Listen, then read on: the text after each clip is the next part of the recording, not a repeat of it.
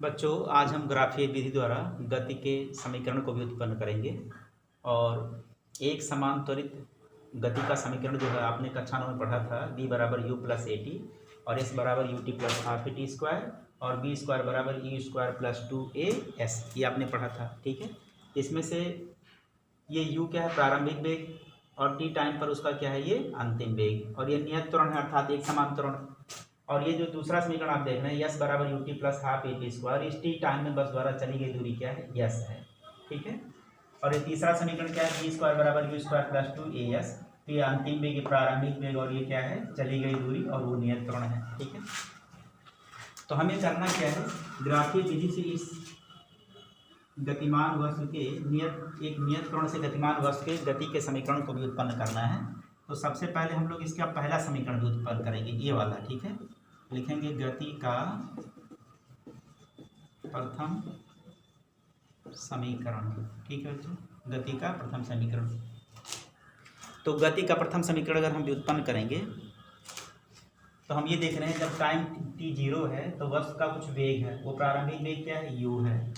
ठीक है, माना t बराबर 0 समय पर वस्तु का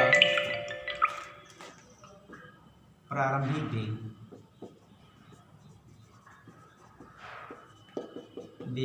u है।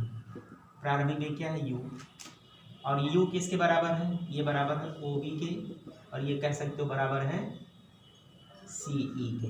ठीक है, ये प्रारंभिक वेग इसके बराबर है। ठीक है, समय पश्चात वस्तु का वेग, ये t समय पश्चात जो वस्तु का वेग है, इस टाइम t के पश्चात जो वस्तु का वेग है वो अंतिम वेग v है। वो क्या है, v है।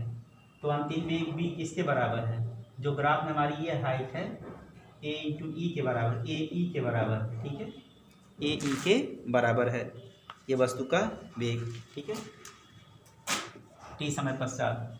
ठीक है, अब हमें निकालना है वस्तु का त्वरण। वस्तु का त्वरण, तो हमको पता है कि वस्तु का त्वरण हम कैसे निकालते हैं, रेखा की ढलान से निकालते हैं। ठीक है, इसमें रेखा की ढलान कौन सी है, AB है, तो हो जाएगा रेखा AB की ढाल। ठीक है, अब AB की ढाल कैसे निकालते हैं, तो ढाल क्या होता है, AC upon BC, AC upon BC, ये रेखा की क्या कहलाती है, ढलान कहलाती है। ठीक है, अब AC अपॉन BC, अब AC किसके बराबर है, तो अगर AC की बात करोगे तो आप इसमें से AE में से क्या घटा दें, AE में से CE घटा दें, C घटा दें चाहे इसको घटा दें, तो ये किसके बराबर हो जाएगा, AC के बराबर हो जाएगा, और अपान क्या हो जाएगा, BC हो जाएगा। तो हम देख रहे हैं कि AE माइनस CE, और AE क्या है, ये कहलाता है अंतिम वेग, B है, ये क्या है, B है, और ये CE क्या है, प्रारंभिक वेग है बच्चों। ठीक है, तो इस तरह से हम लोग जो है इसको लिख सकते हैं, अभी शब्दों में लिख दे रहे हैं, इसको लिख सकते हैं आप अंतिम वेग। ठीक है, और ये क्या हो जाएगा, प्रारंभिक वेग, और अपान क्या हो जाएगा, T। तो हमारा त्वरण A बराबर, अंतिम वेग को हमने किससे लिखा है, B से, और प्रारंभिक वेग को U से, और ये अपान क्या हो जाएगा, T। तो आप इसको अगर इधर ले आएंगे तो AT बराबर क्या हो जाएगा, B माइनस U के बराबर हो जाएगा। ठीक है, अब आप जो है अगर इसको इधर भेज दें तो A into T plus U बराबर है B, यही गति का प्रथम समीकरण है। अब यहाँ से आप लिख सकते हो V बराबर U प्लस AT, तो हमारा ये आ गया गति का प्रथम समीकरण। ठीक बच्चों, अब हम निकालते हैं गति का द्वितीय समीकरण।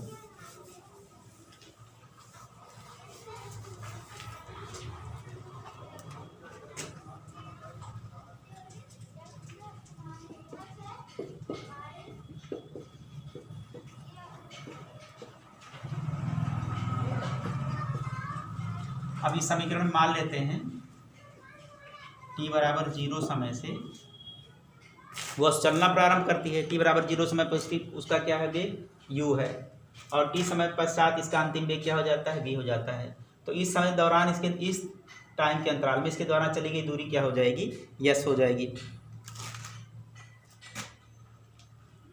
तो हम मान लेते हैं कि माना जो हमारा t बराबर 0 समय से t समय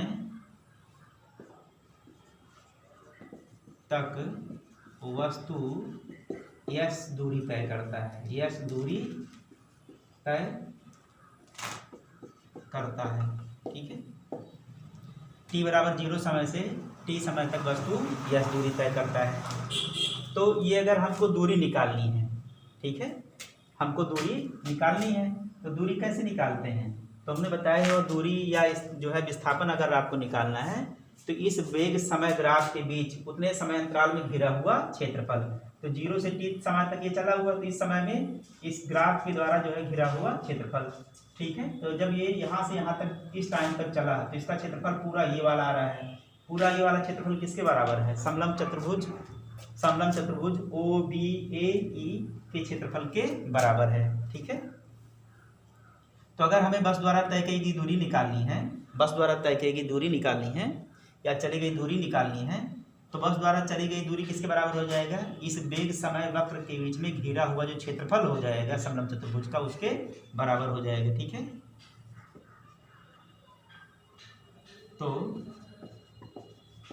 वस्तु द्वारा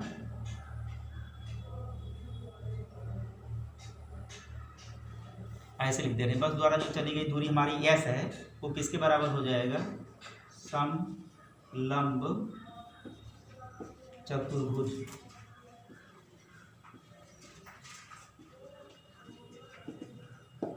समलंब चतुर्भुज कौन सा, OBAE का क्या हो जाएगा, क्षेत्रफल हो जाएगा, समलंब चतुर्भुज का क्षेत्रफल हो जाएगा।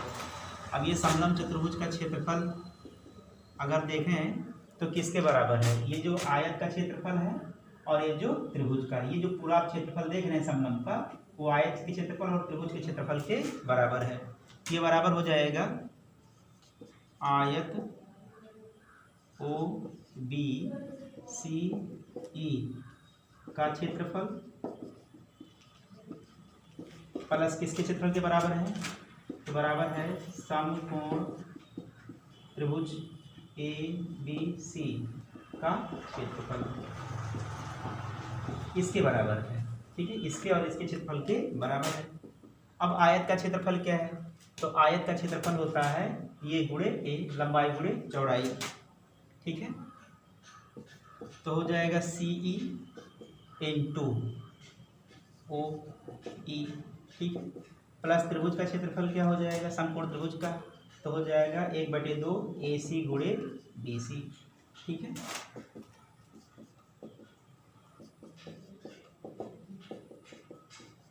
अब AC किसके बराबर है, AC, तो AC बराबर है AE - CE के बराबर है, ये बराबर है AE - CE, ठीक है, के बराबर है और इंटू क्या हो जाएगा, BC हो जाएगा, ठीक। तो जो हमारा ये है CE का मतलब होता है प्रारंभिक वेग, ठीक है, ये क्या हो जाएगा, इसका प्रारंभिक वेग हो जाएगा, ठीक है। और अभी शब्दों में लिख दे रहे हैं, ये हो जाएगा आपका प्रारंभिक वेग और गुणी क्या हो जाएगा, ये समय हो जाएगा, प्लस हाफ, आप देख रहे हैं AE, ये पूरा कौन सा है, अंतिम वेग, ये हो जाएगा आपका अंतिम वेग हो जाएगा, और जो CE है ये क्या है, प्रारंभिक वेग है, प्रारंभिक वेग हो जाएगा ये, और गुणे जो BC है, BC वो क्या है, समय है, ठीक है, BC समय है, ठीक है। अंतिम वेग माइनस प्रारंभिक वेग किसके बराबर होता है, वेग परिवर्तन के बराबर होता है। तो हमको ये पता है, ये अंतिम वेग माइनस प्रारंभिक वेग मतलब क्या है, वेग परिवर्तन हो गया। अब त्वरण बराबर होता है वेग परिवर्तन बटे क्या होता है, समय होता है, ठीक है। तो वेग परिवर्तन का मतलब हो जाएगा अंतिम वेग माइनस प्रारंभिक वेग हो जाएगा, वेग परिवर्तन का मतलब हो गया अंतिम वेग माइनस प्रारंभिक वेग अपॉन टाइम। अगर हम इसको ले आए तो a × t किसके बराबर है, b - u के बराबर है, यानी कि b - u किसके बराबर है, त्वरण और समय के बराबर है, समय के गुणनफल के बराबर है। तो इसके स्थान पर हम क्या लिख सकते हैं, वेग परिवर्तन गुणे समय लिख सकते हैं। ठीक है बच्चों, वेग परिवर्तन गुणे समय लिख सकते हैं। तो ये हमारा प्रारंभिक वेग गुणे समय, और ये इतना हाफ अंतिम वेग माइनस प्रारंभिक, मतलब क्या हो गया, ये a इंटू टी के बराबर हो गया, और ये क्या हो गया, समय हो गया। तो हम यहाँ पर प्रारंभिक वेग u से, समय को t से लिखे हैं, और प्लस हाफ, अब इसके स्थान पर a इंटू टी लिखा जाएगा। ठीक है, अगर आप इसमें से इसको घटाओगे तो किसके बराबर आ जाएगा, a t के बराबर। ये ऊंचाई क्या है, a t के बराबर। यहाँ पर ये हो गया किसके, a इंटू टी, और ये क्या हो गया, t। ठीक है बच्चों, तो इस तरह से चली गई दूरी कितनी है, s बराबर U T plus half A T square है। इस तरह से हमने गति का द्वितीय समीकरण बच्चों निकाल लिया।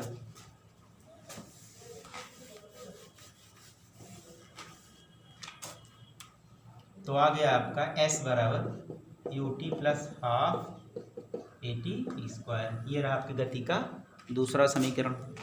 ठीक है,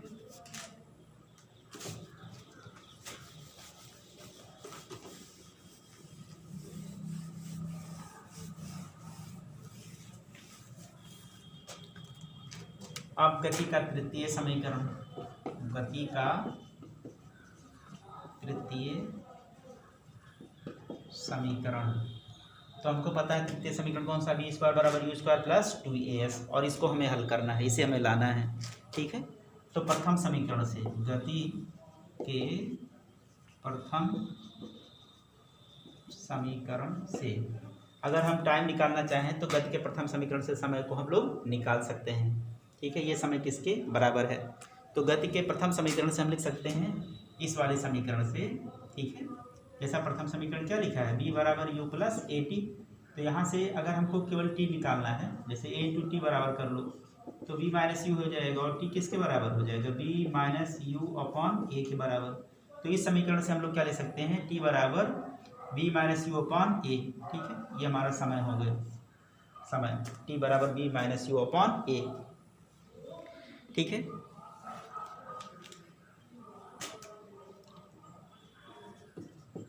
वह अब इस टाइम में ये जो टाइम हमारा टी है, इसमें चली गई दूरी, क्या है, यस है।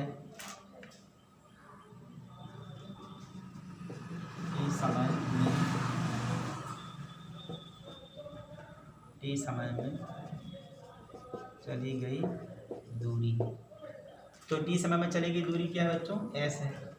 अब यस किसके बराबर है, अगर दूरी हमको निकालना है टी समय में, तो वही जो समलंब का क्षेत्रफल आता है, समलंब चतुर्भुज के क्षेत्रफल है, उसी के बराबर हो जाएगा।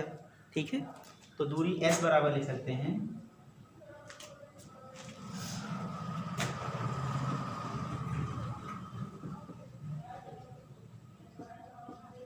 समलंब चतुर्भुज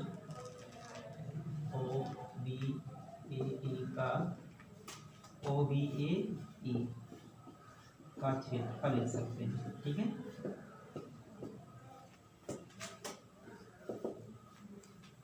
तो समलंब चतुर्भुज का क्षेत्रफल क्या होता है, तो समलंब चतुर्भुज का क्षेत्रफल होता है समांतर भुजाओं का योग गुणे लंबवत दूरी बटे 2। समांतर भुजाओं का योग, समांतर भुजाओं का योग गुणे लंबवत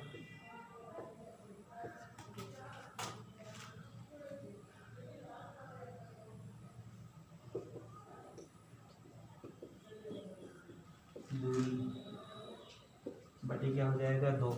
इस तरह से हम क्या निकाल लेंगे, समांतर चतुर्भुज का क्षेत्रफल निकाल सकते हैं। ठीक है, आप लिख सकते हैं समांतर भुजाओं का योग गुणे लंबवत दूरी बटे 2।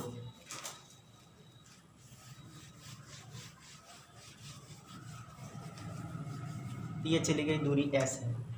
अब दूरी s बराबर लिख लेंगे समांतर भुजाओं का योग। समांतर भुजाओं का योग क्या होगा, तो हमारा जो समांतर भुजाओं का योग होगा वो होगा ये। ठीक है, ये हाइट वाली, ये जो आप देख रहे हैं ओ बी हो गया, और ये क्या हो जाएगा ए ई। तो समांतर भुजाओं का योग क्या हो जाएगा, ओ बी प्लस ए ई, ओ बी प्लस ए ई, ये समांतर भुजाओं का योग हो जाएगा। ठीक है बच्चों, अब गुणे क्या होना चाहिए, लंबवत दूरी हमारी होनी चाहिए, लंबवत दूरी।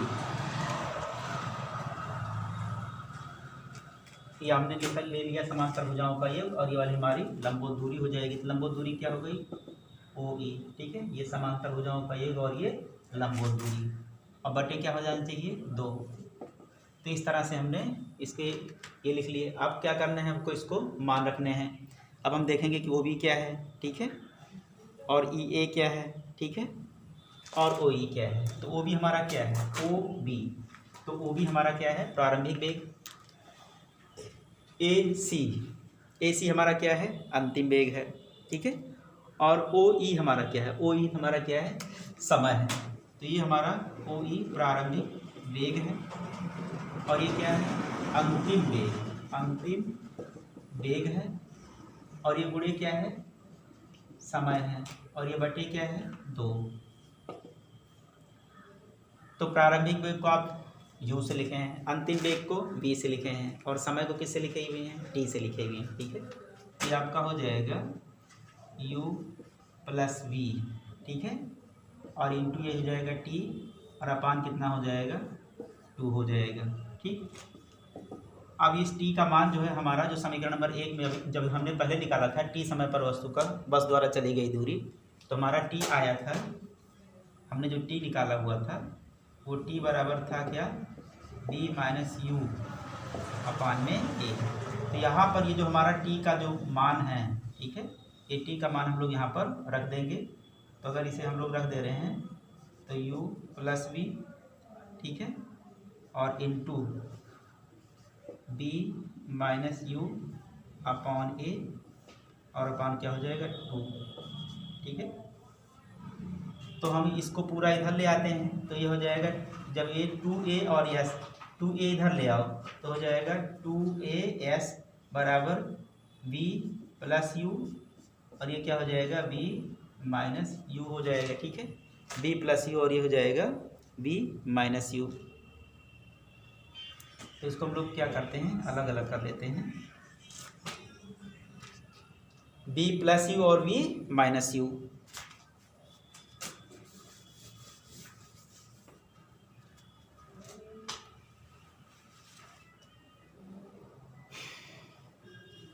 तो हमने यहाँ पर B + U और यहाँ पर समय का मान रखा, ठीक है। तो अब ये क्या कर सकते हो कि 2AS, और इसका अगर आप गुणा करेंगे B + U और B - U, ठीक है, सॉरी, U + B,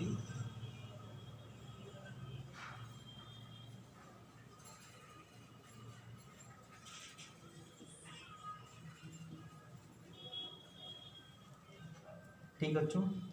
B का B से गुणा करेंगे B², और U का U से गुणा करेंगे तो U² हो जाएगा। ये हो जाएगा आपका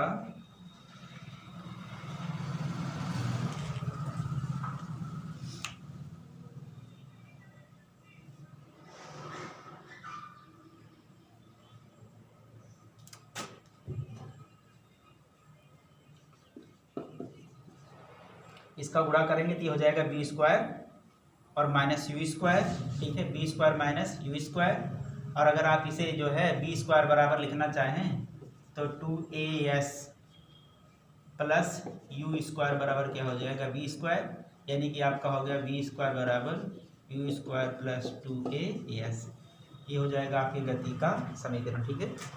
U + B या B + U, ये U + B है, उसे आप B + U भी लिख सकते हो, उसकी कोई वो नहीं है, ठीक है। B + U दोनों ही प्लस हैं, ठीक है, एक ही बात है वो। अब आप जो है U का U से गुणा करेंगे तो U² हो जाएगा माइनस में, और B का B से गुणा करेंगे तो B² हो जाएगा, ठीक है। इस नाते हो जाएगा आपका, जब गुणा करोगे तो B² और ये क्या हो जाएगा -U², चाहे जैसे भी गुणा करो, ठीक है। तो आपका आ जाएगा B² - U², और यहाँ से अगर हमें जो है B² बराबर चाहिए तो B² बराबर हो जाएगा U² + 2AS। इस तरह से हम बच्चों गति के तीनों समीकरणों को निकाल सकते हैं, ठीक है बच्चों। तो आज के टॉपिक में इतना ही, धन्यवाद।